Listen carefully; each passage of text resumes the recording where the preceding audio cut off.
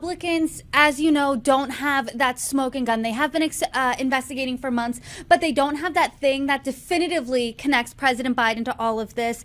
They don't have proof that these payments were illegal and that President Biden's, or then Vice President Biden's, foreign policy decisions were influenced by these payments. But what does that smoking gun look like should they find it? Well, you make a great point, Brittany. Um, there are really two levels of this. One is, were they selling access? Answer, yes. And they've now backed away from even denying that.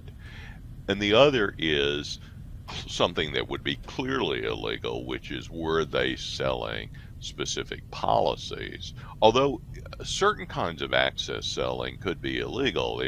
If I said to you, give me $1,000 and I can get you a meeting with the senator, that I think would be a bribe, if I gave the money to the senator for the meeting. If I said, I'll give you $1,000 if you'll take a meeting with this guy, and I got $1,000 for it. But yes, I don't think that they had that. But it's worth noting that the White House press secretary, Karine Jean-Pierre, has changed the story without acknowledging that she changed it. Until recently, the story was Joe Biden said knew absolutely nothing about his son Hunter's business dealings. That seemed to me to be incredible. The son had taken a 20-plus hour trip to Beijing with his father, gotten a huge amount of business, flew back with his father, and you're saying nothing was ever discussed about what either person did there? That just seems incredible to me.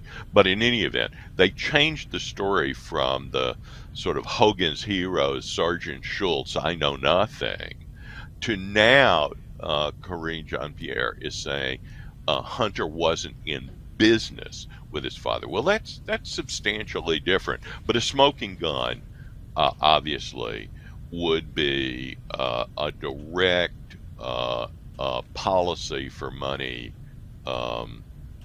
exchange. But it's also important that the Department of Justice and senior figures at the IRS have blocked these investigations. That itself is highly questionable, and we need to know if those investigations, whether those people were simply doing it in order to curry favor, or whether they were told by political appointees, we don't want to see this investigation go any further because that's obstruction of justice. I